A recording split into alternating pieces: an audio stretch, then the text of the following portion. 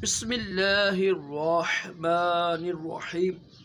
फरमाने मुस्तफ़ा सल्लल्लाहु तआला अलैहि वसल्लम, तुम्हारा मुझ पर दुरूद शरीफ पढ़ना पुलसरात की तरीक़ी में नूर होगा। सल्लु अलल हबीब।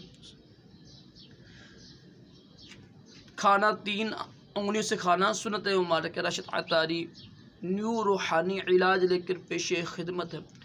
एक वजीफ़ा लेकर आया हूँ, रूहानी इलाज लेकर आया हूँ ख़वातीन के माहवारी के हवाले से।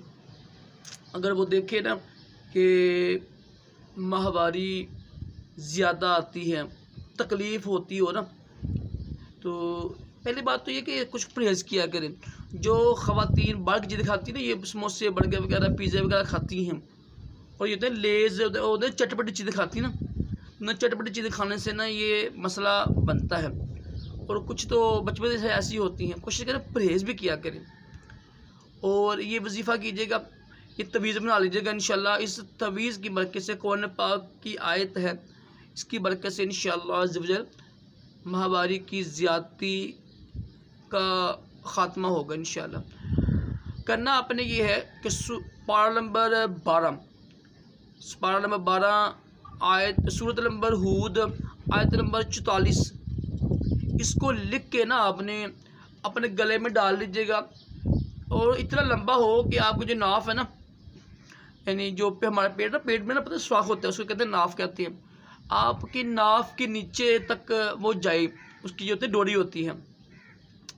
तो इंशाअल्लाह ये आप पहन लें, इसकी बरकत से इंशाअल्लाह ये जो अयाम होते हैं, उनके दर्द होता है ना, जो ज़्यादती होती है, यानी ज़्यादा यानी खून आता है या दर्द होता हो, तो ये आप तवीज़ में लाकर इस्तेमाल करें इंशाअल्लाह अज़्ज़ व जल। इसकी बरकत से ये आप का जो मसला है हल हो जाएगा।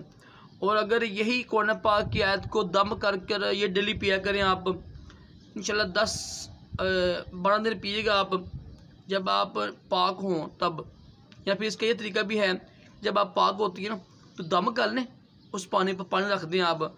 जब देखें ना कि आपके अयाम आ गए ना, तो वो अयाम में पानी पी सकती हैं आप। या फिर ये भी तरीका है, किसी दूसरी बहन कर दें आप, अपनी अम्मी को कर दें, वो पढ़ के दम कर दे, आपको पानी पिया करे अयाम में। इंशाअल्लाह इसकी बरकत से आपकी जो अयाम की ज़्यादती है, तकलीफ़ है, वो इंशाअल्लाह कुरान पाक की बरकत से दूर हो जाएगी। अल्लाह पाक हम सब को भी तमाम जिस्मानी रूहानी बीमारी से महफूज रखे, दोनों जहानों की भलाइयाँ अता करे।